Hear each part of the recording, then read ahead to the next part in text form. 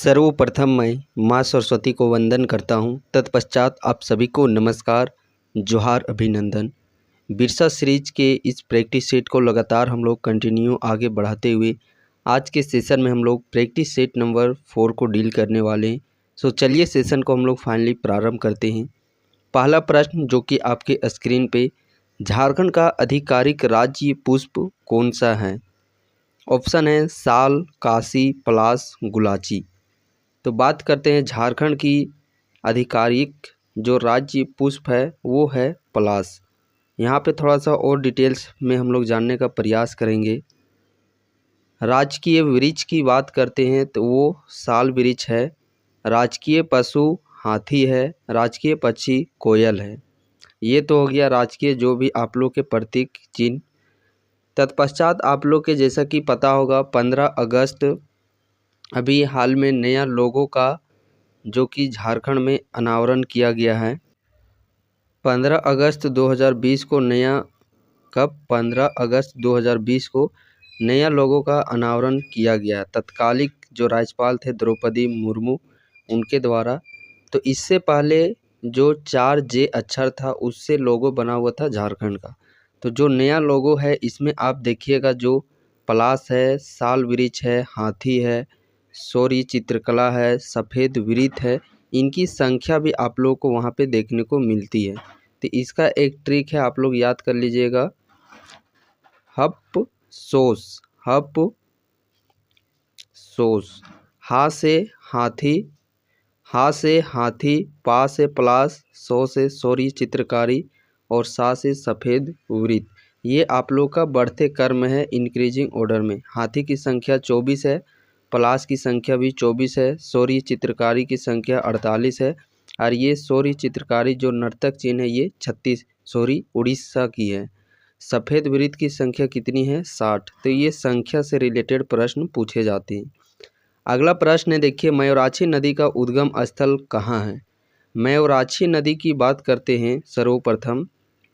तो मयूराक्षी नदी का उद्गम कहाँ से हुआ है? इस नदी का उद्गम त्रिकुट पहाड़ी से हुआ है। अब त्रिकुट पहाड़ी है कहाँ पे? तो त्रिकुट पहाड़ी है ये आप लोगों का देवघर जिला में। कहाँ पे? देवघर जिला में। दुधवा पहाड़ी की बात करते हैं तो यहाँ से ब्राह्मणी नदी का उद्गम होता है। दुधवा पहाड़ी से ब्राह्मणी नदी ये कहाँ पे है? दुमका में है। बाल पहाड़ी कहाँ पे है? ये गोड्डा में है। बांसलोई नदी का उद्गम स्थल है। सरवत पहाड़ी की बात करते हैं तो ये आप लोगों का गढ़वा जिला में है। इसे गुलगुल पहाड़ी के नाम से भी जाना जाता है और यह झारखंड की दूसरी सबसे ऊंची चोटी है। सबसे पहली ऊंची चोटी पारसनाथ जो पहाड़ है वो सबसे ऊंची, सरवत जो कि दूसरी सबसे ऊंची चोटी है। मयूराक्षी नदी की यहाँ पे हम लोग थोड़ा सा बात कर लेते हैं। तो मयूराक्षी नदी की विशेषता थोड़ा सा देखिए, ये दुमका जिला में प्रवाहित होती है। इसी नदी के तट पर आप लोगों का हिजला मेला का आयोजन किया जाता है। किस मेला का? हिजला मेला का। मयूराक्षी नदी के तट पर ही आप लोग देखिएगा दुमका में मसानजोर बांध इसी नदी पे बना हुआ है। कौन सा बांध? मसानजोर बांध। कब बना हुआ है? उस भी 1955 ईस्वी में। मसानजोर बांध को ही हम लोग कनाडा बांध के नाम से भी जानते हैं। किस बांध से? कनाडा बांध के नाम से। अब मयूराक्षी नदी की और एक विशेषता हम लोग बात करते हैं तो यह एकमात्र नौकागम्य नदी है जिसमें कि नाव आसानी से चलाया जा सकता है। वैसे झारखंड में यह एकमात्र नदी है। तो ये विशेषता है मयूराक्षी नदी की। अगला प्रश्न है, देखिए, झारखंड के प्रसिद्ध छठ पूजा किस देवता की आराधना करने के लिए की जाती है? छठ पूजा की सबसे पहले बात करते हैं तो छठ पूजा वर्ष में 2 बार मनाया जाता है। एक चैत्र महीना और एक है कार्तिक महीना। सबसे पहले प्रश्न के तौर पर यह पूछा जाता है कि छठ पूजा साल में कितने दिन मनाया जाता है? तो छठ पूजा साल में 2 बार, एक चैती छठ और एक कार्तिक में छठ में मनाया जाता है। तो इस छठ में सूर्य देवता की आराधना की जाती है। अगला प्रश्न है, मंगोलिया पॉइंट किस स्थान पर स्थित है? मंगोलिया पॉइंट की बात करते हैं तो ये नेतरहाट में अवस्थित है। मंगोलिया पॉइंट जो कि झारखंड का सबसे न्यूनतम तापमान वाला क्षेत्र है। यहाँ पे 5 से 7 डिग्री सेल्सियस तापमान यहाँ पे पाया जाता है। जब तापमान की बात हो गई है तो थोड़ा सा चलिए एक बार हम लोग ओवरऑल रिकॉल कर लेते हैं। झारखंड का बात करते हैं, सबसे गर्म वाला इलाका 45 डिग्री सेल्सियस कहाँ पे है? जमशेदपुर में है सबसे गर्म वाला इलाका। और एवरेज तापमान की बात करते हैं झारखंड का तो 25 डिग्री सेल्सियस एवरेज तापमान है झारखंड का। और मई महीना सबसे गर्मी का होता है, मई महीना सबसे गर्मी झारखंड में। अब हम लोग वर्षा की बात करते हैं तो देखिए औसत वर्षा झारखंड का 140 सेंटीमीटर है, सर्वाधिक वर्षा 180 सेंटीमीटर, जो कि नेतरहाट पठार में सर्वाधिक वर्षा। न्यूनतम वर्षा की बात करते हैं तो चाईबासा के मैदान में न्यूनतम वर्षा। और सर्वाधिक वर्षा वाला जो जिला है वो हजारीबाग जिला है। कौन सा जिला? हजारीबाग जिला। झारखंड का वर्षा अंतराल की बात करते हैं तो वो है 100 से 200 सेंटीमीटर। सबसे ठंडा वाला जो मंथ होता है झारखंड में वो जनवरी का महीना होता है। साथ ही साथ एक और प्रश्न इम्पोर्टेंट याद रखिएगा, संपूर्ण झारखंड में जो मानसून का आगमन है वो 15 जून से संपूर्ण झारखंड में हो जाता है। कुछ ऑप्शन है देखिए यहाँ पे, समेत शिखर जी। तो समेत शिखर जी पारसनाथ पहाड़ का ही दूसरा नाम है समेत शिखर। पारसनाथ जो कि झारखंड की सबसे ऊंची चोटी 1365 मीटर 4480 फीट में 4480 फीट उसकी ऊंचाई है। गिरिडीह जिला में अवस्थित है। ब्राकर नदी के तट पर अवस्थित है। जैन धर्म के लिए यह प्रचलित है।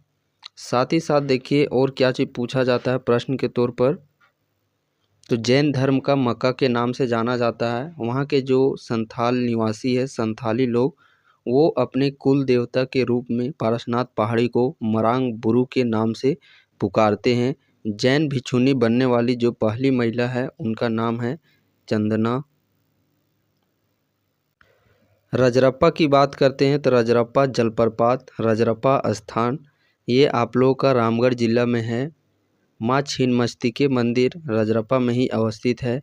और यहाँ पे जो रजरप्पा जलप्रपात बनता है वो दामोदर और भैरवी नदी के संगम पर बनता है। तो ये चीज़ इम्पोर्टेंट है।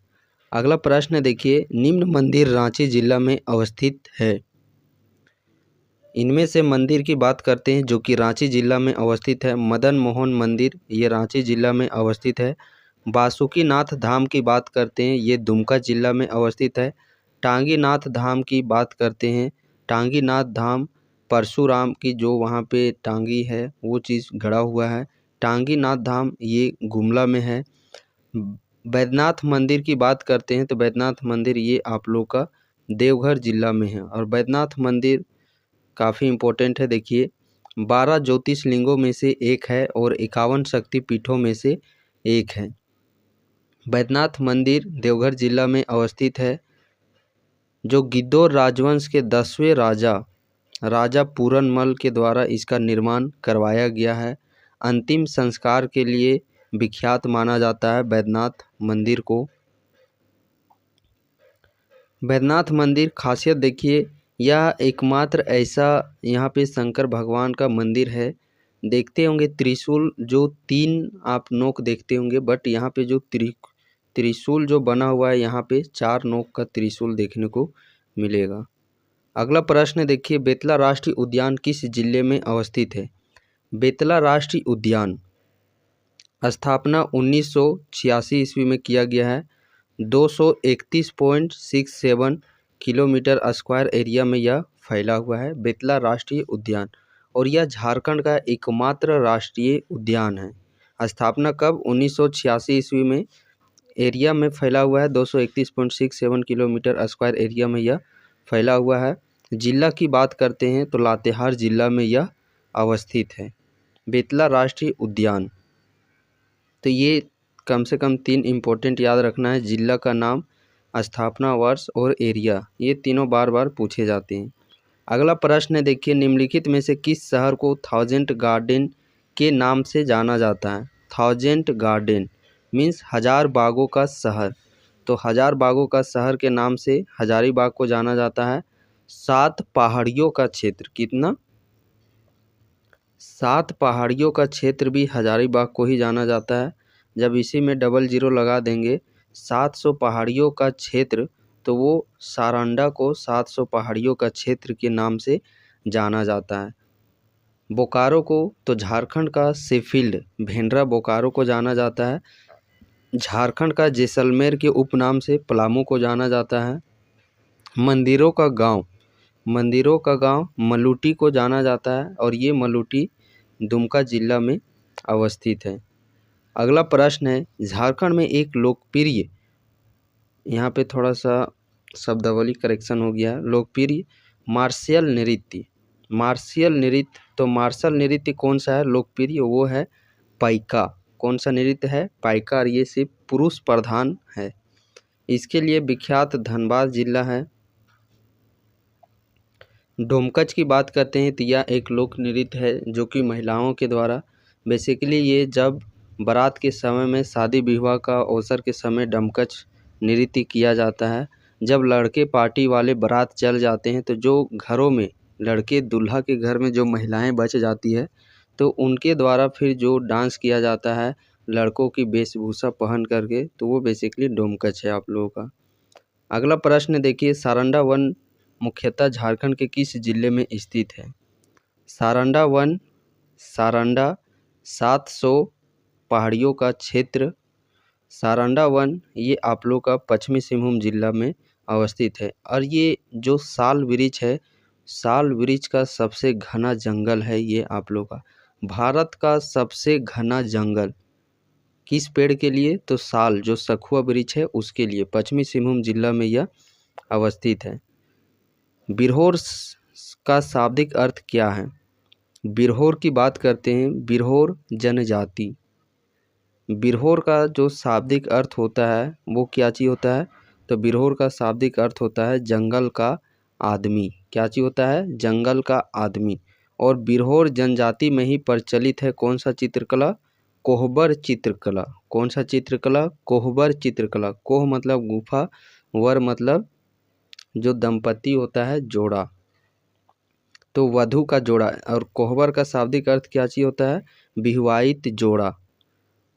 बिरहोर का शाब्दिक अर्थ जंगल का आदमी, और बिरहोर जनजाति में ही प्रचलित है कोहबर चित्रकला। कोहबर का शाब्दिक अर्थ होता है विवाहित जोड़ा।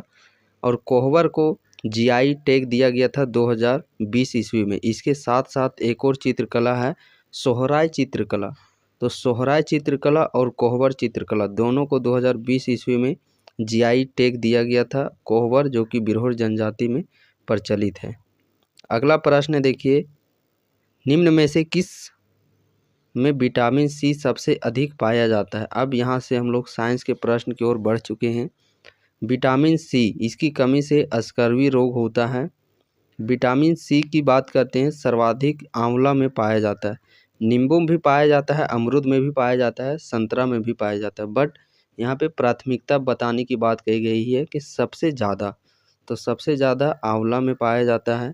चंद्र ग्रहण कब लगता है? चंद्र ग्रहण जब चंद्रमा और सूर्य के बीच में पृथ्वी आ जाती है तब चंद्र ग्रहण लगता है। गैल्वेनाइज्ड लोहा बनाने के लिए लोहे पर किसका लेप किया जाता है? तो गैल्वेनाइज्ड लोहा बनाने के लिए किसका लेप किया जाता है? जिंक का। किसका? जिंक का। जिंक का संकेत जेडेन। अगला प्रश्न है, हीरा क्यों चमकता है? हीरा के चमकने के पीछे का कारण क्या चीज़ है? तो हीरा चमकने के पीछे का कारण है, वो है पूर्ण यांत्रिक परावर्तन।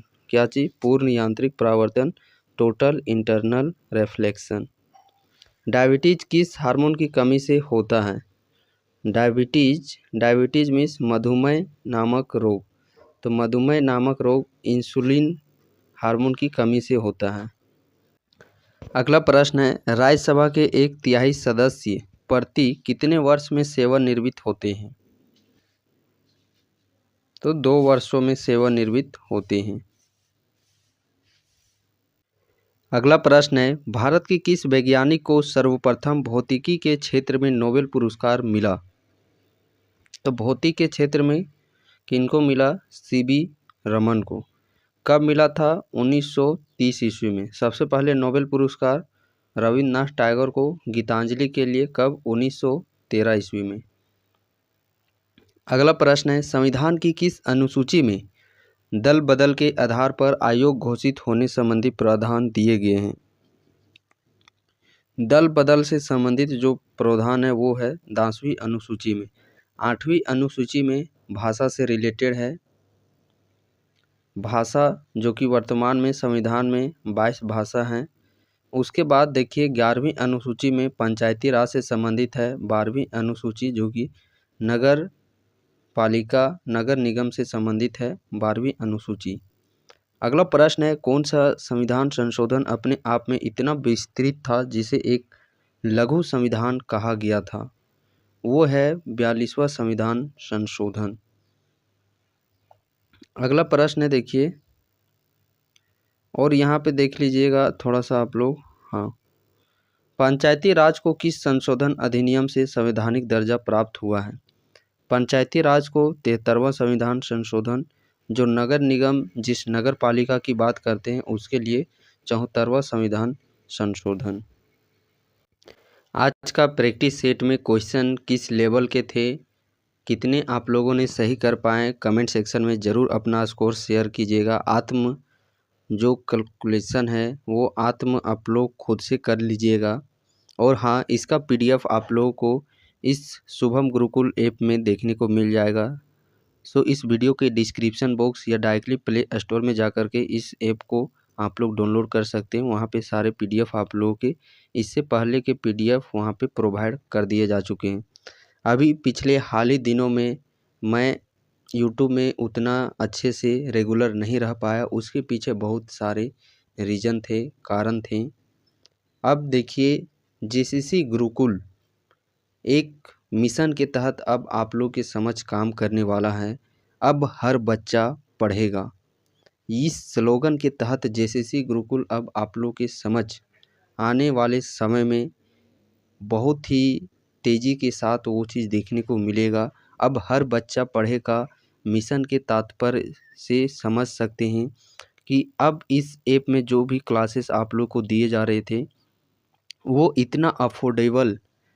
इतना अफोर्डेबल आप लोग के क्लासेस दिए जाएंगे कि झारखंड राज्य के हर एक ज़िला का बच्चा उस बैच को ज्वाइन कर सकता है। किसी भी तरीके के अब आप लोगों के पढ़ने में किसी तरह का बाधा नहीं बनना चाहिए। पैसा उतना अफोर्डेबल फ़ी के तहत आप लोगों की क्लासेस प्रोवाइड किए जाएंगे।